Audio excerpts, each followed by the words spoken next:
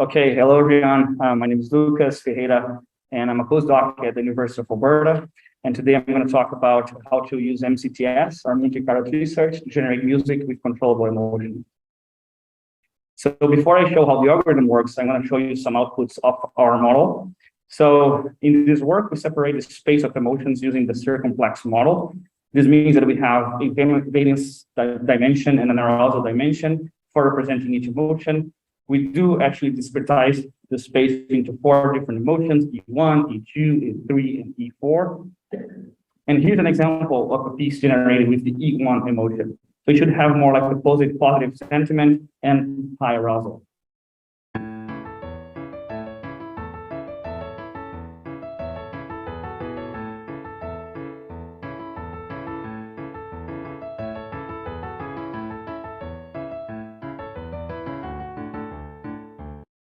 So on the opposite side of the spectrum, for the emotion E3, we have another piece that you would feel probably more like on the negative side and low on arousal.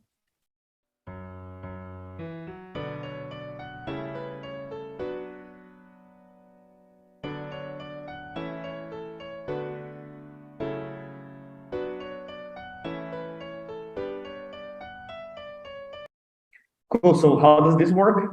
Well, first we train a music language model. I'm not going to go through this in detail, but what is important here is that there is a way to represent music as a sequence of tokens. And so we can train a language model using a transformer, for example, to actually generate and predict the next token in the sequence. So for the MCTS part, what we do is we have a special token for starting the piece, and then we use the music language model to give us the distribution over the next tokens. And then for the selection step, what we do is we also have the score of emotion for each node and a score for how real that range of possible pieces are. So we do have that for each node. So we use PUCT to select our node using all this information. And so we expand our node, initializing the stats, number of visits, and here. And then we simulate from that node until some certain height in our tree. And then we do use another model, an emotion classifier, to actually compute the score of desired emotion that we want.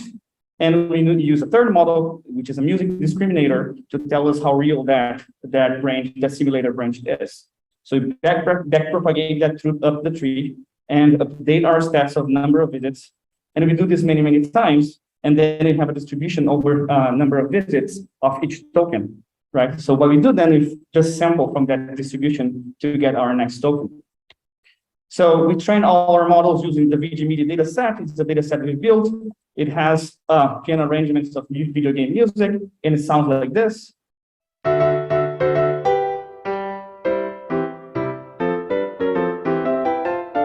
Okay, we all know that theme. So it has 3,850 unlabeled pieces from different video game consoles and games, and it has 200 labeled pieces labeled according to the circumplex model of emotion. So for evaluation, what we did was we evaluated our PUCT approach using some objective metrics. Those are known metrics from the music generation literature, and we compared. We also used our trained models as proxies for human evaluation. So we compared our model against human composed pieces and against 2 state-of-the-art baselines, SDBS and CS. CS stands for, SDBS is a search-based approach, and CS is just a conditional sampling approach. I'm not going to go through the numbers, but good news is we outperformed both baselines in most of the metrics. We also ran a user study, and where we asked human subjects to evaluate our models according to the emotions they perceive and also the overall quality that they also perceive. So I'm again not going to go through the numbers, but we also outperform both baselines. Well, good news, I'm in the job market. So if your department is hiring, please let me know. I'm interested in music generation, procedural content generation, game AI in general, machine learning, and AI. Thank you very much. Please come check our poster.